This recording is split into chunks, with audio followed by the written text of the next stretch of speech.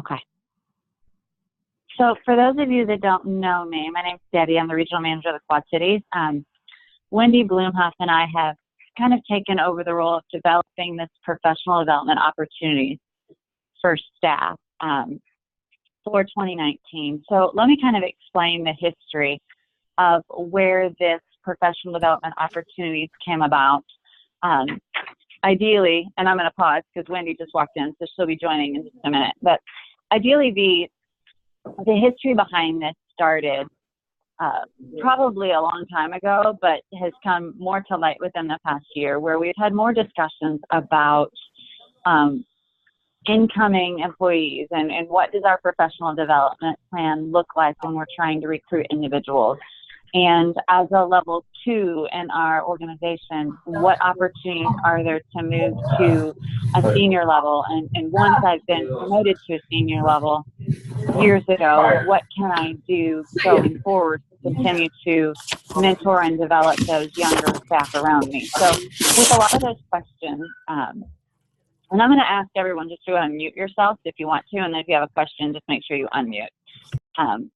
But with all those questions, we decided that it was probably a really good opportunity to sit down and look at what our professional development goals can look like for our employees. So I'm going to kind of hand this over to Wendy really quick and let her walk you through what's on the screen in front of you.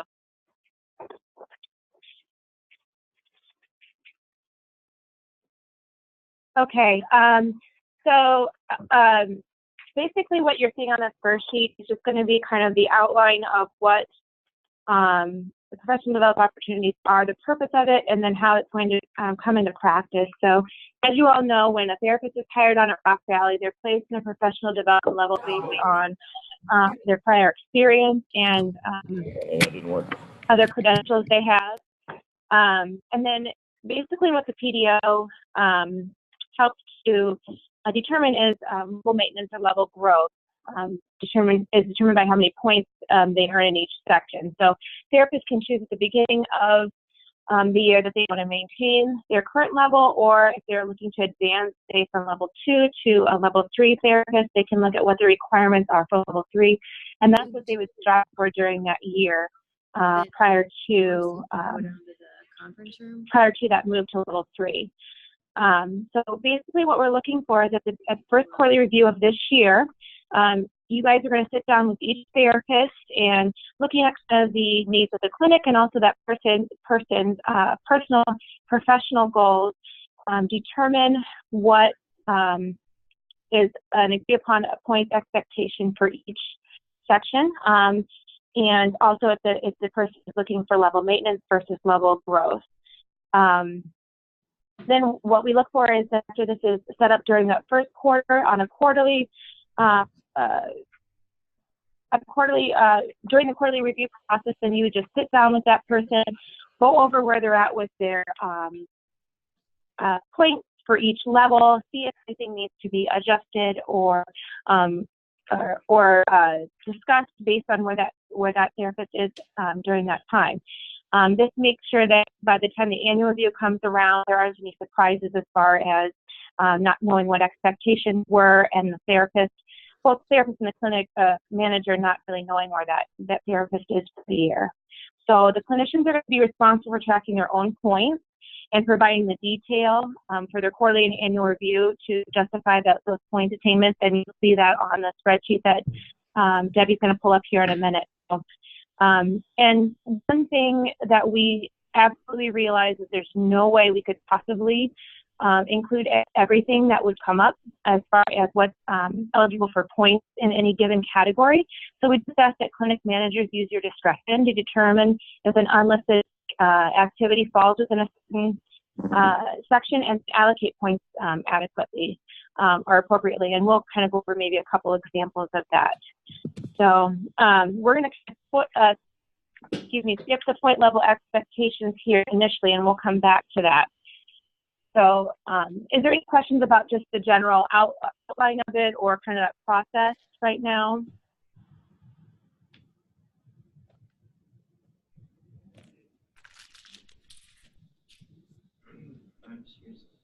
Okay. Well, moving into the point opportunity sections here, you guys will see that there are 3 separate categories. They're going to be general activities and leadership, active learning, and education and mentoring. Each section is on its own separate page, just for ease of looking up things. And then you'll see up in the blue heading, there's going to be a point value. And that point value is applicable to everything underneath that category unless there is a specific point value listed next to a specific activity. So for instance, under that first heading, relationship and reputation building, you'll see that each opportunity is worth 1 point. If you look down towards the end of that first section, it says update physician liaison prior to office visit. So that's worth a half a point per month.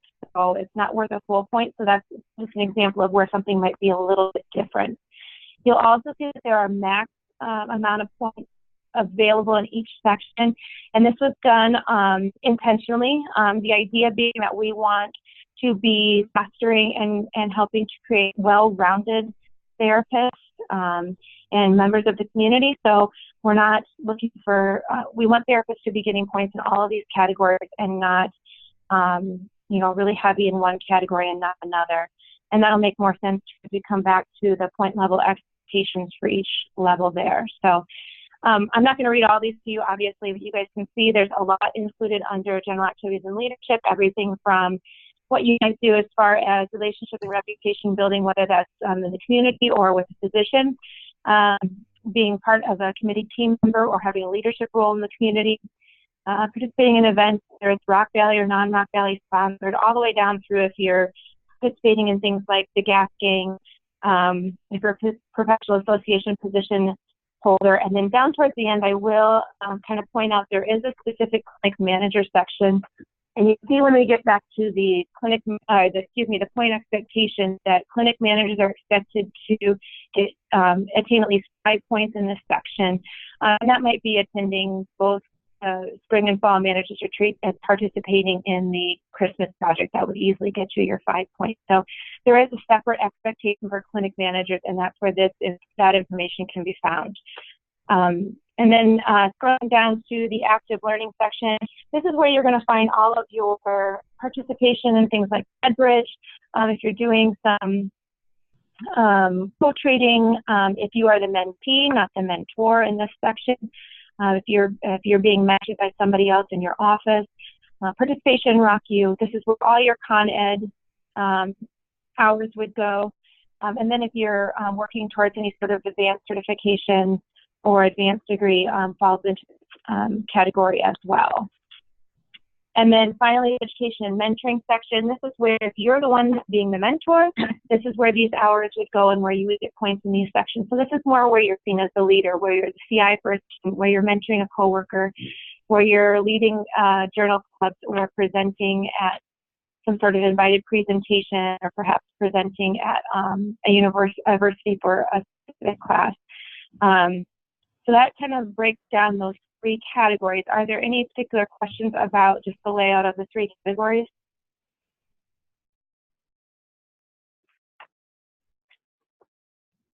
Okay, I'm going to let Deb kind of pull up the spreadsheet here then, and we'll go over that.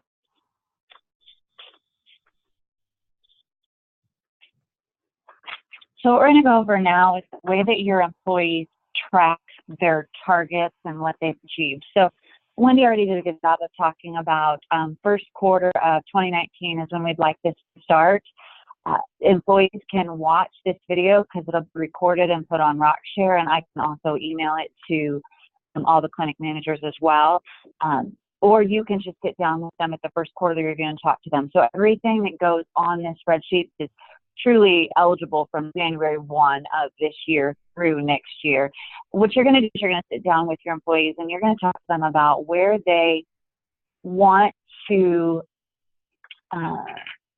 grow within this year, what their targets are. So you can see the first section is the general activities and leadership section. So let's say your target is 5 points here and they want to do a really good job of getting out and talking to physicians this year, or writing thank yous, or developing relationships with our physician liaisons and giving them suggestions on where to go. They would put that their target is 5 points, and then each quarter they can go through and put how many they've achieved. So this is a running worksheet. Essentially, they'd save it to their desktop or their laptop, and they would go ahead and just throughout the year continue to tally up those points. And you'll notice as you go through on the point system, I do actually have the spreadsheet locked because I've got a math formula in there, and I don't want anyone to be able to interrupt that formula. So individuals can't actually add a line to this spreadsheet, but if there's something that they did that they just feel like doesn't fit with the wording of reputation and relationship building, but there's something else that they did there and you have talked to that employee and you feel like it fits in that category, have them just free text that in the notes section and then give themselves a point for that. Wendy and I are more than happy this year to reach out or to be resources for you on where you think points should go. So go ahead and reach out to us, but also use your best judgment on those. But let's say that the employee put that they achieved 5 here, and then they go down and they are the coach of their kids' softball team. So then they can put 2 points there. And you'll see as you go through the spreadsheet, those do tally automatically.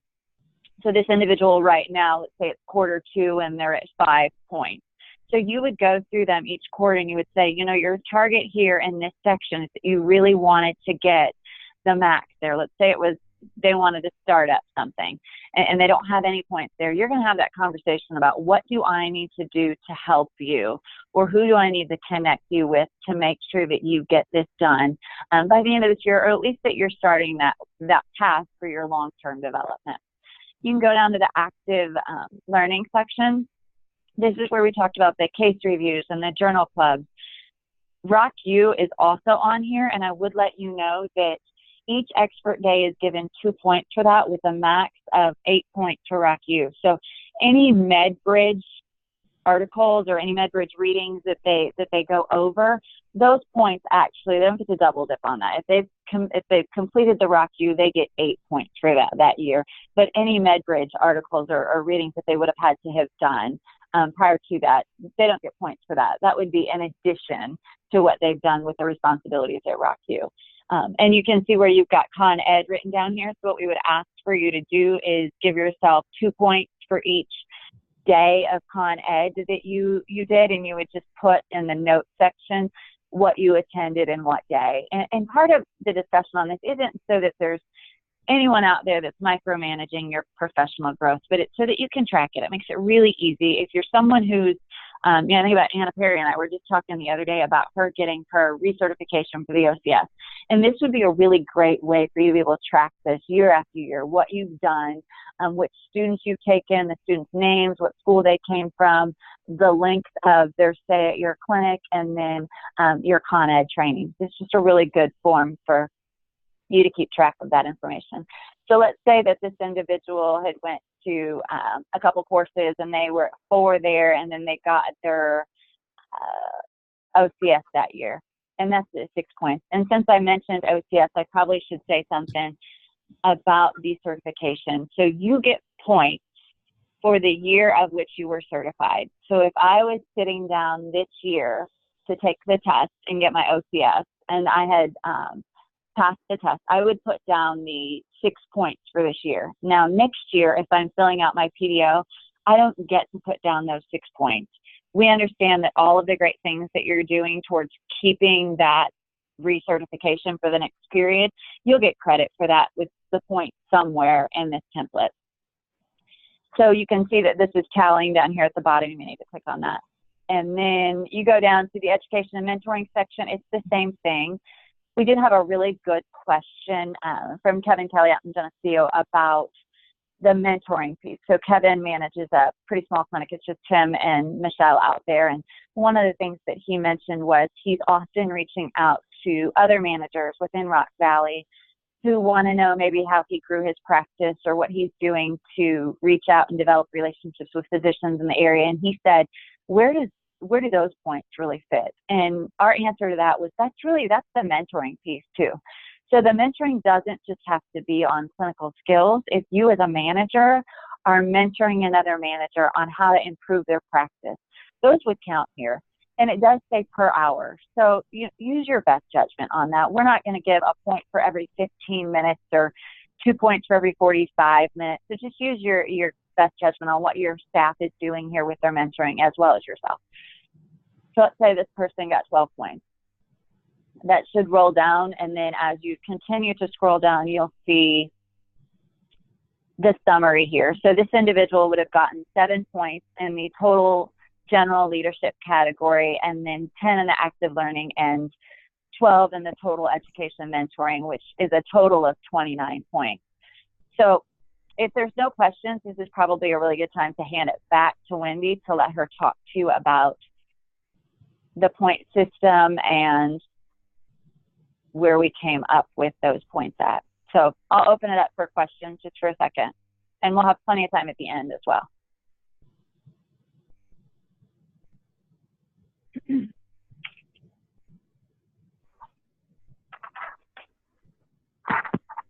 Okay, so just to let you guys know, as far as if you're wondering kind of where these numbers came from, we did not just make them up. We actually had a group of level 1, level 2, and level 3 or senior level therapists trial this form, and we took kind of the average number of points for each level, and then looked at what that looked like. We wanted the point values to be not necessarily easily attainable, but not a huge stretch goal either. So this is kind of based on that information that we gathered from those participants that did those, and you probably had many of them in your clinic, so you may have seen a lot of this before. So what we did is we looked at what the expectations were from a level 1 to a level 2, and from a level 2 to a level 3 therapist. And you'll see some of those numbers are going to shift in each category based on what we're looking for in each level. So level 1, their total points is going to be 30 points. Their major chunk of points is going to come in that active learning section, because they are going to be soaking everything in. They're the ones, they're going to be the mentee in situations. They're going to be the ones that are participating in RockU and residencies and things like that. So the big chunk of their points is going to come in that active learning section. And you will see then that, yes, there are some points listed for general activities and leadership, and that's because these people are certainly still involved in the community. They're involved in Rock Valley and non-Rock Valley events. They might be kind of dabbling and getting out into meeting more of the physicians and maybe doing some talks in the community and things like that. So we definitely want them to be getting some points in that area, and then maybe getting a couple points in education and mentoring. Maybe they're that therapist that's taking that high school student for the couple hours or whatever they have for that class. They have it that come in once or twice a week. So we do expect them to start kind of getting a couple points in the education and mentoring section in those first couple of years. Then as you shift to a level 2, you'll notice in the general activities and leadership section, there'll be that little asterisk there, and that's when I mentioned earlier about the clinic managers having that expectation of attaining at least 5 points out of the 9 in that CM section, just as in role as a clinic manager. We wanted to make sure we were recognizing clinic managers for the things that they're doing in that area as well. Active learning is still going to be a major part, specifically in that level 2 area. There's a lot of times that people are attaining those higher certifications. People are doing the OCS or CHT certifications and those sort of things, as well as all of their regular ConEd. And then getting more points on education and mentoring. So they're kind of evolving in that role from mentee to mentor, and hopefully looking at ways to progress towards that level 3 therapist level. And then level 3 therapist, you'll see a little bit of a shift where we're allocating more points to the education and mentoring section. And that's because as you become a level 3 therapist, you're the one who should be looked at as the mentor. You should be the one doing the mentoring, guiding of the younger staff. Still a large component in active learning, just obviously from ConEd and things like that, but we will continue to do year after year, and continue to be involved in the community. And again, you've got that 5 points as a clinic manager for that CM section. Does anybody have any questions about, and this is for full-time PT or OT? Anybody have any questions about that? One thing we should probably clarify that I'm not sure that we said yet was that what we're documenting here as a level 3 is our current senior level. We have some discussion about changing the verbiage of senior to a level 3, and we'll talk about that here in just a few minutes as well.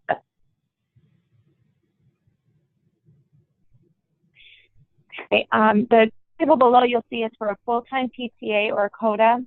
You'll see that the general activities and leadership points stayed the same across the board. And that's because these people are just as involved in the community as somebody working or as a PT or OT. And so those points are still allocated the same across the board there. Active learning is half the amount of points in that section, partially because PTAs and CODAs don't get the same content benefit that full-time PTs and OTs get, but they certainly still attending Con Ed courses and participating in mentoring and those things where those opportunities are available to them. They also have MedBridge access as well. So, and then the education and mentoring section, here we are allocating 2 points across the board, and this is mostly because in a lot of the clinics where there are PTAs, there's not as much opportunity for perhaps a PTA to be mentoring another PTA, or for a PTA student to be coming in, and for PTAs or CODAs to be able to attain points in that section. So for each level 1, 2, or 3, they're required to get 2 points in that section.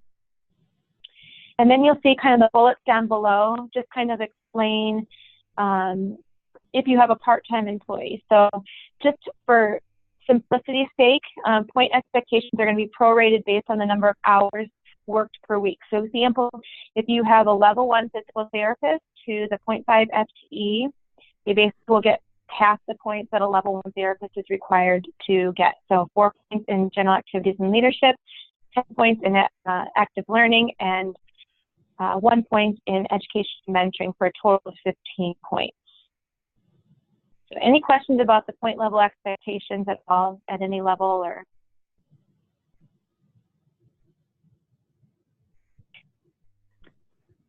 so this is probably a good time to talk about what the intent of this PDO for this year looks like. There's been some questions on whether this is the performance review for the year, and at this point it's not. What this is intended to do is to sit down quarterly, have discussion about professional growth, and then at the end of the year decide, do we think that it did what we intended for it to do? Do we think that it gave suggestions on opportunities that maybe an individual wouldn't have thought of? Or do we think that it makes our level 3s spend a little bit more time mentoring those level 2s and level 1s within the clinic? It's not to be punitive this year if you don't reach the points allocated, and we don't want you to tell your employees not to try. And certainly if we find out that the points that we put within what we thought were appropriate are too far to stretch or they're too easy, we can change that for next year. So we would want you to reach out to us with any kind of suggestions from your staff on ways that this could look better for next year. The hope would be that potentially next year this does turn into maybe the entire performance review. And I think if you look at our current reviews right now, they talk about team building and technical excellence and resume building and, or I guess teamwork and resume building. And this really kind of is all encompassing of those things. At the bottom of this PDO form, I want you to take a look and just let's talk through this metric piece. So this is meant to go over quarterly. And remember, the intention of the quarterly review is really to talk to your staff about what you can help them with to achieve their goals, to be successful clinicians. It's not meant to discuss strictly the metrics. So this is the information that you should be sharing with them through the huddle report and consistent communication, especially if there's an employee in your clinic who's really struggling with an area. You're not going to wait until the quarterly review and take the entire 40 minutes of the review to talk about that metric. That's a different discussion for a different day. This is more just to let your employee know where they're at, and especially if you have employees who are currently level 2 that are looking at moving into a level 3 status, then you're tracking their performance, and you're talking to them about that consistently. So at their performance review, which is still currently the same form that we use now, you'll be able to say, these are the reasons why I think you're ready for level 3 promotion, or this is the area that I think you need to work on the most. So you can look, and we've got these metrics of which are part of our scorecards, and we talk about all the time. So net promoter score is the same goal for our level 1s, our level 2s, and our level 3s at 95%. arrival rate is 90% across the board. It doesn't matter if you've been with us for a year, if you've been with us for 15 years. The goal is that we could all get to 90% for our arrival rate. The productivity piece is where it differs slightly, and that right there you can see for the first year we really have the environment which promotes learning, I think is how Eric says it. And basically that's making sure that our level ones, as they onboard into Rock Valley, become very comfortable at performing their evaluations and treating their patients efficiently. But we're not really tracking that productivity status for the first year. However, for the second year of a level 1, it is 9.75 patients a day. Or currently right now, as we described, it's 1.21 visits per FT. A level 2 and the level 3 have the same productivity expectation at 10.5. Eric does have intentions to send out an all staff email later this afternoon, and he's going to go over a little bit of this metric piece as well as the PDO form itself, just to kind of kick off what the expectations are for 2019. And one of the things that we're looking at maybe adding to this form, this piece right here is just like a quarterly score. So for productivity, they can see how many visits they had kind of within that quarter. So this form may look a little bit different when it gets put on RockShare. But completed courses of care, 75% across the board. Time minutes are going to be consistent with your clinic goals. So regional managers will be going around this month and next and going over your KPIs, so your scorecards, to let you know it's really been decided based on your payer mix for time units. And then you'll know what your clinic standards are, and you would hold everyone in your clinic accountable to meet the standards for your particular clinic based on your payer mix and your visits per new patient. Referral request is a big piece here. So for a level 1, we would assume that you would come into our organization as a new grad and probably not have a very large patient or physician following. But as you transition to a level 2, we would expect that that would continue to grow. One of the things that Wendy and I worked really hard on, in addition to a task force that we met with this year several different times, was defining what a senior level in our organization looked like. And what we decided is that it's not going to be an X amount of years worth of service, but it's really going to be, have you developed a practice within a practice? Because if you look through the rest of these metrics, they're all very similar, even from level 1 to level 3. So what really distinguishes those levels are the referral request.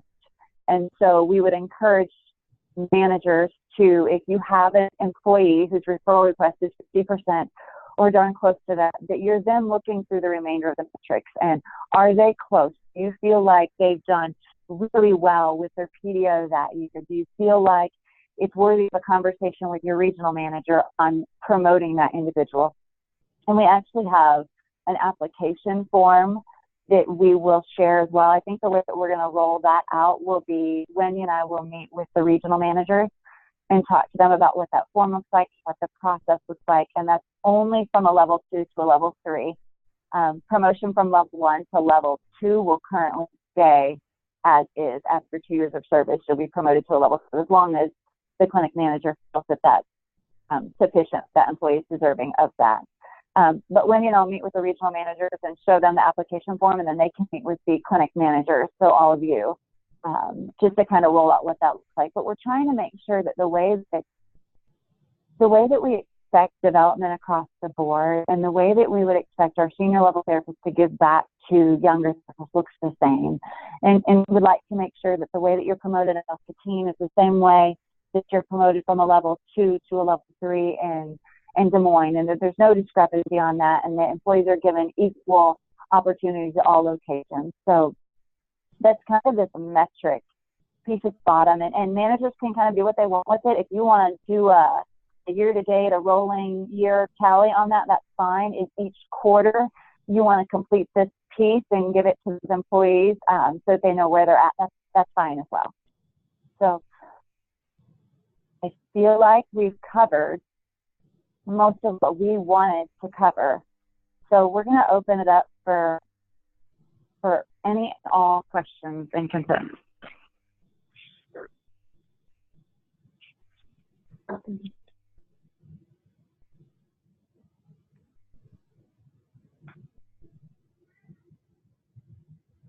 So Anna had the question, if you're an active member of a community organization but not in a leadership role, does that qualify for committee team members? So yeah, you're part of the team, but you're not actually holding that leadership role. So yeah, that's fine.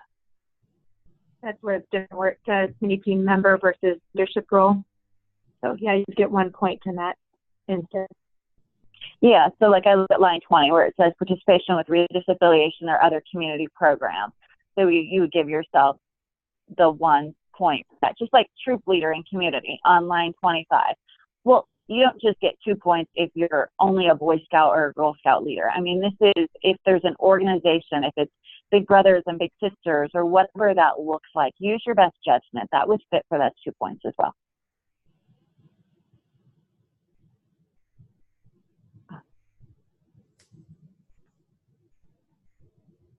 I know a lot of you on here are actually pretty familiar with this form. Some of you actually filled out the kind of a test pilot for us, and then several of you are, at least in my region, and are very familiar with the form because I think I've shared it probably 4 or 5 different times. So we've got a few folks from the Muscatine Southeast region. Do you guys have any questions on this?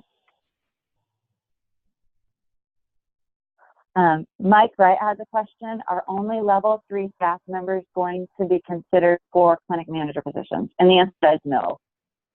No, we actually have very talented level 1s, level 2s, and level 3s in our organization. And currently right now we do have level 2 staff members that are clinic managers. And that's not going to change. We don't want to stunt any growth. One of the questions actually from a manager right now that is level 2 said, you know, my referral request was about 50% or greater at the clinic that I was working at. And you asked me to be a clinic manager in a different clinic, and I'm really trying to grow new patients, and it was a new area to us. And he said, would that mean that I would be demoted or not be able to be promoted to a level 3 manager? I said, no, that absolutely doesn't mean that. If at one point in our organization you were at 50%, we believe you can get there again, and we've given you the opportunity to be promoted. So.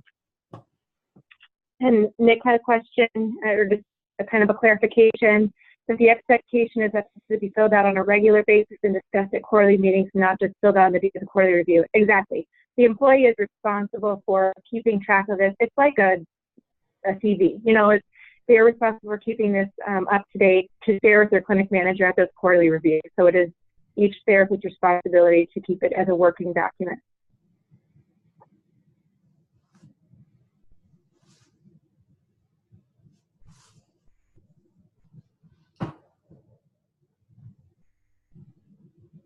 I know there was some questions as to where the clinic managers can find this information. So Julie is going to put it on RockShare for me, and there's going to be a folder called Professional Development. Within that folder will be this spreadsheet as well as the breakdown of the scores that Wendy went over, and then the Con Ed document so that you can see how many the utilization of your Con Ed dollars will live there, and anything else going forward with RockShare and the new position that has been created for essentially the leader of professional development. And that'll be your RockDocs on RockShare. Yeah. And Anna asked, is there a version for ancillary staff in the making? It's been brought up. It hasn't been. It's been brought up. It's been asked for. That's as far as it's come. We've been working really hard on this one, but I know that Debbie's working on perhaps one for the athletic trainers. So she's going to be working on that. So I'm going to have Anna come up with a version for ancillary staff. Way to go. So Mike Wright has, how long should we block off for these meetings? Currently have been using about 40 minutes per quarterly meeting.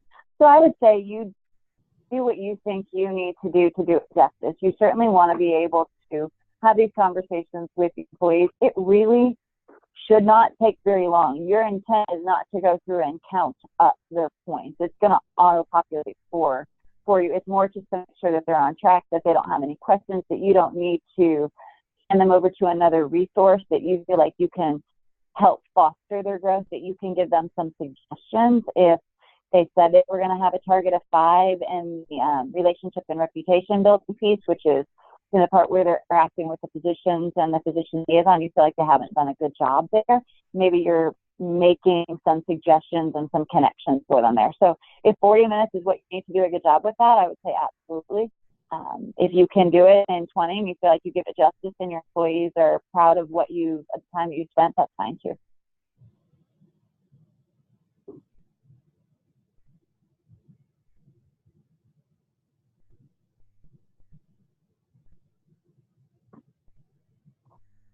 So what I would say is it looks like right now there's probably not any, or there might be lots of questions people just don't want to ask, but otherwise there's not any other on the chat board. So we'll be mindful of your time. Thanks for sitting in today, and feel free to reach out to Wendy and I right now. The form is not on RockShare. I asked Julie if she would do that probably sometime today or maybe Monday.